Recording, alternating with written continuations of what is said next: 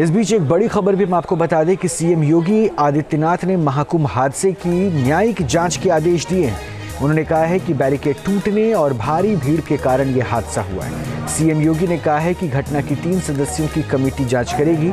CM Yogi Adityanath ने महाकुंभ भगदड़ हादसे के बाद गुरुवार को दिल्ली दौरे को स्थगित कर दिया।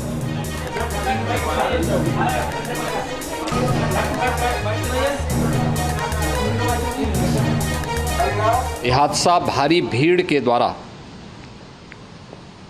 अखाड़ा मार्ग के बैरिकेडिंग्स को तोड़ने और उसके बाद उससे कूद करके जाने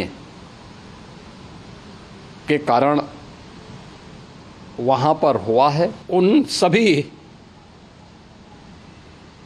परिजनों के प्रति हमारी पूरी संवेदना है। ये सभी घटनाएं मर्माहत करने वाली भी हैं और एक सबक भी है, लेकिन हादसे के तह में भी जाने की आवश्यकता है और इसी दिशा से सरकार ने भी तय किया है कि हम इसकी एक जुडिशियल इंक्वायरी भी करेंगे। मृतक के परिजनों के प्रति हम प्रदेश सरकार की तरफ से 25 लाख रुपए की आर्थिक सहायता की घोषणा भी कर रहे हैं और न्यायिक आयोग इस पूरे मामले को देख करके एक समय सीमा के अंदर राज्य सरकार को अपनी रिपोर्ट देगा। तो 3 सदस्यीय जांच आयोग का गठन किया गया है। मुख्यमंत्री योगी आदित्यनाथ ने कहा है महाकुंभ हादसे पर सीएम योगी का ये एक्शन है और यहां पर हादसे की न्यायिक जांच के आदेश भी दिए गए हैं। अविनाश जुड़ चुके हैं हमारे साथ और अपडेट के लिए। अविनाश, 3 सदस्यीय कमेटी का गठन किया गया है, 30 लोगों की मौत की पुष्टि हुई है और सबसे खास बात था कि मुख्यमंत्री ये बातें बताते वक्त काफ़ी भावुक भी थे।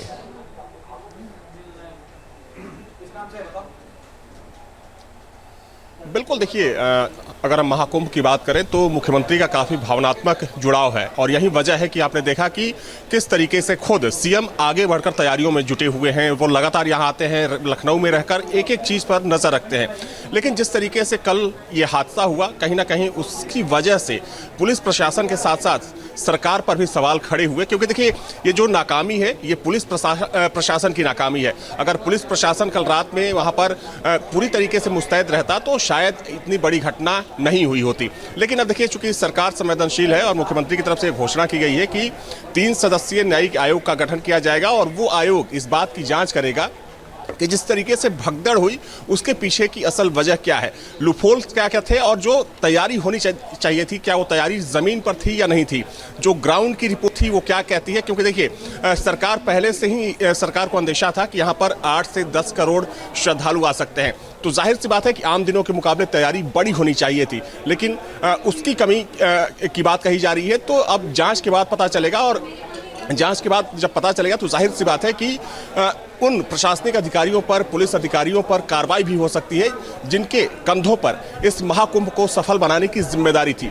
दूसरी बात यह है कि सरकार ने संवेदनशीलता दिखाते हुए सभी जो मृतक हैं उनके परिवार के लिए 25 लाख रुपए की घोषणा कर दी है। और देखिए, मुख्यमंत्री ने यहाँ तक कहा कि अब चूंकि जो चीज़ें होंगी, अभी देखिए एक बड़ा स्नान मकर संक्रांति का स्नान है, उसके बाद महाशिवरात्रि का स्नान है, तो अभी कई बड़े स्नान होने हैं। तो जाहिर सी बात है कि अब आने वाले समय में जो भीड़ को कंट्रोल करने का मैकेनिज्म है, उस मैकेनिज्म को और कैसे बेहतर बनाया जा सके और साथ ही में जो खामियां नजर आ रही हैं उन खामियों को किस तरीके से दूर किया जा सके। क्योंकि जब ये कल रात में घटना हुई तो कल सुबह 4 बजे से ही मुख्यमंत्री अपने आवास पर बैठक कर रहे थे और उस बैठक में ना सिर्फ मुख्यमंत्री बल्कि चाहे हम मुख्य सचिव की बात करें, डीजीपी की बात करें, तो ये सारे बड़े अधिकारी मौजूद थे। प्रधानमंत्री से मुख्यमंत्री की लगातार बातचीत होती रही पूरे दिन, एक एक चीज को रिपोर्ट करते रहे, प्रधानमंत्री को ब्रीफ करते रहे। तो मुख्यमंत्री अपने मोर्चे पर, अपने लेवल पर काफी आगे जाकर कह सकते हैं कि इस व्यवस्था को संभालने में लगे हुए हैं। देखिए, ये सबसे इंपॉर्टेंट क्या है ना अविनाश, कि मुख्यमंत्री इस जिम्मेदारी को समझ रहे हैं और चूंकि चुनाव का माहौल दिल्ली में भी है और उनके कई शेड्यूल्स थे जो चुनाव में रैलियां करनी थी, उन रैलियों को भी उन्होंने रद्द किया है। एक जिम्मेदारी राज्य के प्रति है, तो शायद संवेदनशील होना इसे ही कहा जाता है। मानवेंद्र भी जुड़ रहे हैं। मानवेंद्र, क्या ये माना जाए कि जिम्मेदारी, देखिए इस बात का कहीं ना कहीं अंदेशा, और मुख्यमंत्री ने भी ये बात कही है कि हमें लगभग ये अंदेशा था कि ये भीड़ इतनी होगी, लेकिन अगर कुछ हुआ, कुछ मिसहैपनिंग हुई तो इसके पीछे कहीं ना कहीं कुछ ना कुछ तो चूक रही होगी। मैं ये प्रश्न आपके पास लेकर आऊँगा, लेकिन दरअसल महाकुंभ में जो तस्वीर आज दिखी वो वाकई दुखदाई है और घटना के 20 घंटे हो चुके हैं। लेकिन हम आपको बता दें कि महाकुंभ में भगदड़ की घटना के 17 घंटे बाद प्रयागराज पुलिस का बयान सामने आया और महाकुंभ मेले की निगरानी कर रहे डीआईजी खुद मीडिया के सामने आए। इस घटना से सबक लेते हुए प्रयागराज पुलिस ने महत्वपूर्ण स्नान के मौके पर वीआईपी प्रोटोकॉल नहीं रखने का ऐलान कर दिया है, जिसको लेकर बहुत प्रश्न उठ रहे थे।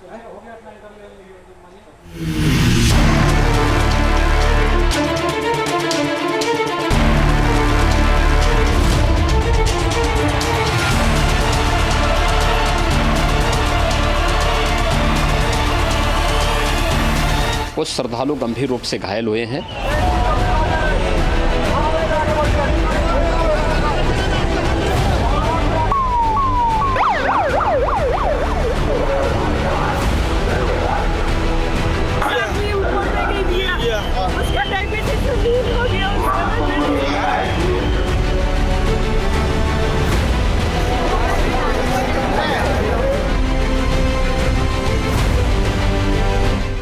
आधी रात को जब देश सोया हुआ था, तभी मौनी अमावस्या के अवसर पर प्रयागराज के संगम तट पर करोड़ों श्रद्धालुओं की भीड़ जमा हो चुकी थी।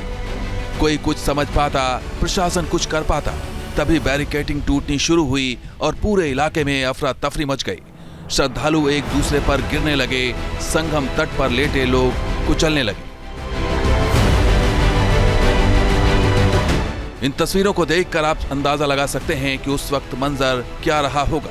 दूर दूर से आए श्रद्धालु गिरते रहे और उसके बाद बिखरे जूते बताने के लिए काफी हैं कि हादसा कितना दर्दनाक था।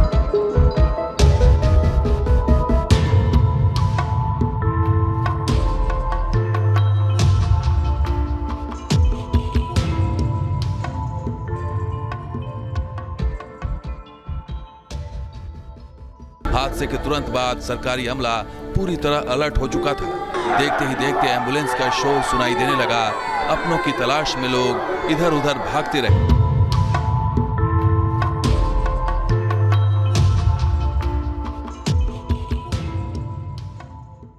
हर कोई इस खौफनाक मंजर को देखकर निशब्द हो चुका था। खुद सीएम योगी लगातार वॉर रूम से पूरे हालात की निगरानी कर रहे थे।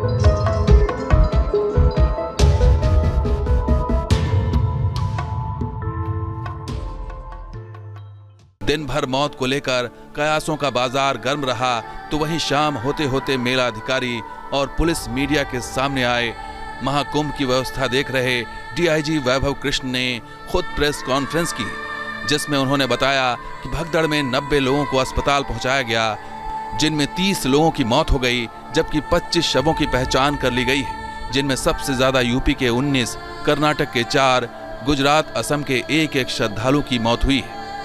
प्रशासन ने तत्काल राहत और बचाव कार्य करते हुए ग्रीन कॉरिडोर बनाया और एम्बुलेंस के माध्यम से लगभग 90 घायलों को अस्पताल तक पहुंचाया, परंतु इसमें से दुर्भाग्यपूर्ण तरीके से 30 श्रद्धालुओं की दुखद मृत्यु हो गई है। हादसे की वजह को लेकर कई बातें सामने आई। पुलिस के मुताबिक यह हादसा रात 1 बजे से 2 बजे के बीच उस वक्त हुआ जब श्रद्धालु स्नान के लिए ब्रह्म मुहूर्त का इंतजार कर रहे थे। तब बाद में आए श्रद्धालुओं की भीड़ के दबाव में बैरिकेडिंग टूट गई, जिसकी वजह से यह हादसा हो गया।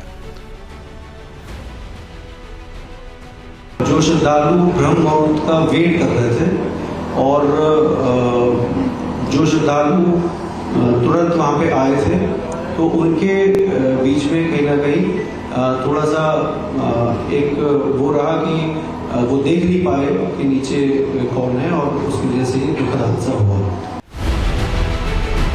मौनी अमावस्या के मौके पर भगदड़ कैसे मची, इसको लेकर कई सवाल उठ रहे हैं। आरोप है कि वीआईपी प्रोटोकॉल की वजह से भीड़ का दबाव बना था। हालांकि पुलिस का दावा है कि मौनी अमावस्या के मौके पर कोई भी वीआईपी प्रोटोकॉल नहीं था और न ही आगे किसी भी महत्वपूर्ण स्नान पर वीआईपी प्रोटोकॉल होगा। आज 29 जनवरी को शासन ने सख्त निर्देश दिए थे कि कोई भी वीआईपी प्रोटोकॉल नहीं होगा। आज मेला पुलिस ने, मेला प्रशासन ने कोई भी वीआईपी प्रोटोकॉल एंटरटेन नहीं किया। जो भी मुख्य स्नान पर्व हैं आगामी, जैसे बसंत पंचमी का भी एक पर्व है जिसमें बहुत ज़्यादा भीड़ होती है, उस पर भी कोई वीआईपी प्रोटोकॉल हम लोगों के द्वारा एंटरटेन नहीं किया जाएगा। दरअसल हादसे के पीछे दो बड़ी वजह बताई जा रही हैं। बताया जा रहा है कि अमृत स्नान की वजह से ज्यादातर पांटून पुल बंद थे। इस कारण संगम पर लाखों की भीड़ इकट्ठा हो गई थी। इस दौरान बैरिकेड्स में फंसकर कुछ लोग गिर गए। ये देखकर भगदड़ मच गई। जबकि दूसरी वजह बताई जा रही है कि संगम नोज पर एंट्री और एग्जिट के रास्ते अलग अलग नहीं थे। लोग जिस रास्ते से आ रहे थे उसी से वापस जा रहे थे। ऐसे में जब भगदड़ मची तो भागने का मौका नहीं मिला। वो एक दूसरे के ऊपर गिरते गए। श्रद्धालुओं की सुविधा के लिए मेला प्रशासन द्वारा हेल्पलाइन नंबर 1920 जारी किया गया है, जिस पर यदि कोई व्यक्ति गायब है तो उसके संबंध में जानकारी प्राप्त की जा सकती है। इस पूरी घटना पर मुख्यमंत्री योगी आदित्यनाथ ने न्यायिक जांच के आदेश दिए हैं। साथ ही घटना में मारे गए श्रद्धालुओं के परिवारों को 25-25 लाख रुपए मुआवजे का ऐलान किया है।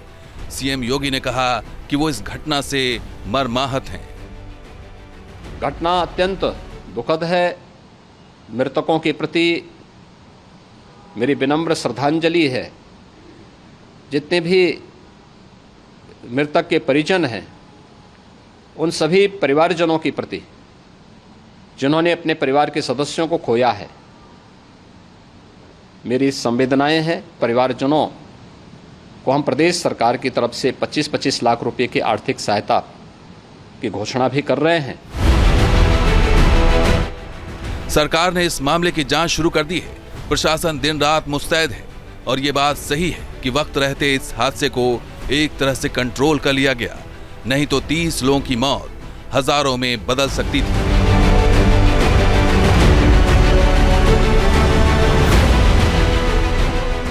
प्रयागराज से विकास चंद्र और मानवेंद्र प्रताप सिंह के साथ team news nation. News nation अब व्हाट्सएप पर खबरों की ताजा अपडेट के लिए न्यूज नेशन के इस QR कोड को स्कैन करें।